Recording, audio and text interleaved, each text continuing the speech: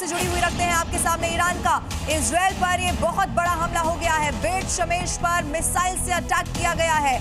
ये देखिए एक के बाद एक कैसे अटैक हो रहे हैं। इससे पहले 4 बड़ी तस्वीरें हमने आपको दिखाई। अब ईरान इजराइल को टारगेट कर रहा है और आपको ये समझना होगा ये उस समय पर है, ऐसे वक्त पर है जब डोनाल्ड ट्रंप कहते हैं कि हम अभी इस युद्ध को खत्म करने के मूड में नहीं है, लेकिन ईरान और अग्रेसिवली अटैक कर रहा है। ये बेट शमेश इलाका बताया जा रहा है, मिसाइल से कैसे हमला किया गया और जैसे ही अटैक हुआ आप देखेंगे एक पूरा का पूरा इलाका जहां पर जबरदस्त धमाका होता है और उसके बाद पूरे इलाके में आग लग जाती है। इस तस्वीर को देखकर माना जा सकता है कि ये रिहायशी इलाका है और उसी को टारगेट किया गया है।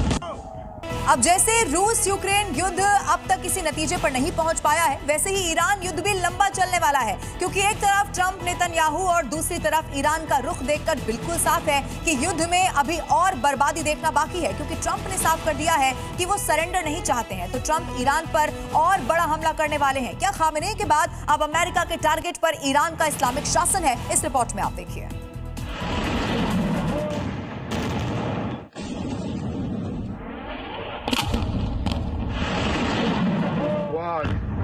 क्या ईरान में सेना उतारेगा अमेरिका?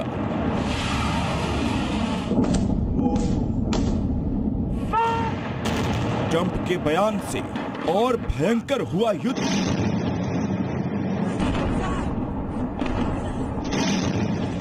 ईरान ने अपने पड़ोसियों कतर, कुवैत, बहरीन, यूएई और सऊदी में हमले के लिए माफी मांगी है। ईरान को पछतावा है कि उसने अपने पड़ोसी देशों पर अटैक किया, लेकिन उन्होंने कोई जवाबी कार्रवाई नहीं की। इसलिए ईरान ने वादा किया है कि अब वो अपने पड़ोसी यानी गल्फ कंट्रीज पर तब तक अटैक नहीं करेगा जब तक उनकी जमीन से ईरान पर हमले नहीं होते। ईरान के इस बयान के बाद ट्रंप ने मजाक उड़ाया और कहा कि ईरान अपने पड़ोसी देशों के सामने झुक गया है। ईरान ने पड़ोसी देशों से माफी मांगी है और वादा किया है कि अब उन पर हमला नहीं करेगा। ईरान ने ऐसा अमेरिका और इजराइल के लगातार हमलों से बढ़ते दबाव की वजह से किया है। ट्रंप ने आगे कहा कि ईरान अब मिडिल ईस्ट का दबंग नहीं बल्कि लूजर बन गया है।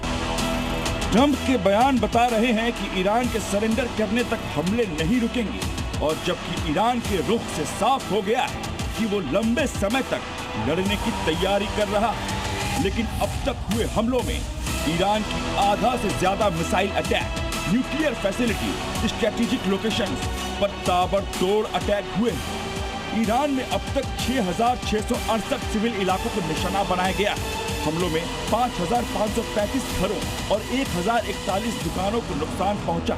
14 मेडिकल सेंटर्स और 65 स्कूलों पर भी हमला किया गया है, जबकि अब तक 1483 लोगों की मौत हो चुकी है। इस भारी तबाही के बाद ईरान सरेंडर करने को तैयार नहीं, जबकि अमेरिका हमलों के साथ ही ईरान शासन को हटाने और फूट डालने की भी कोशिश कर रहा है, क्योंकि ईरान के राष्ट्रपति मसूद पेजेश्कियन ने खाड़ी देशों पर हुए ईरानी हमलों के लिए माफी मांगते हुए एक बयान जारी किया था, जबकि ईरान के दूसरे नेताओं ने आलोचना के कुछ ही समय बाद अपना बयान वापस ले लिया।